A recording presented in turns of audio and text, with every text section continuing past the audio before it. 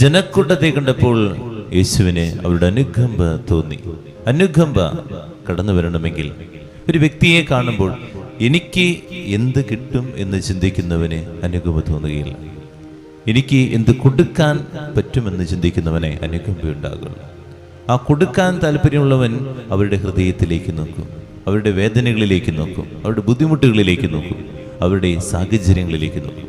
എനിക്കെന്ത് കിട്ടണമെന്നുള്ള സ്വാർത്ഥത്തിൻ്റെ ഉള്ളിൽ കടന്നു നിൽക്കുമ്പോൾ ഒരിക്കലും ഒരാളോടും എനിക്ക് അനുകമ്പ തോന്നുകയില്ല. അവനിൽ നിന്ന് എന്ത് ഊറ്റാൻ പറ്റുമെന്നാണ് നമ്മളിങ്ങനെ ചിന്തിച്ചുകൊണ്ടിരിക്കുക. പോന്നോട്ടെ എന്നുള്ള ചിന്തയാണ്. അവനെ നമ്മൾ കൂടെ നിർത്തുന്നത് വരെ എന്തെങ്കിലും കാര്യം നടക്കാൻ വേണ്ടിയാണ്, അല്ലെങ്കിൽ അവൻ്റെ കൂടെ നടക്കുന്നത് വരെ എന്തെങ്കിലും പ്രശസ്തിക്ക് വേണ്ടിയാണ്, അല്ലെങ്കിൽ അവൻ്റെ ചേർന്ന് നിൽക്കുന്നത് തന്നെ എന്തെങ്കിലും കാര്യം തട്ടിയെടുക്കാൻ വേണ്ടി. എന്നാൽ ഇതങ്ങനെയല്ല. ഈ അനുകമ്പ എന്ന് പറയുമ്പോൾ കർത്താവ് അത് കൊടുക്കുന്നതിന് കാരണത്തിരിയുള്ളൂ.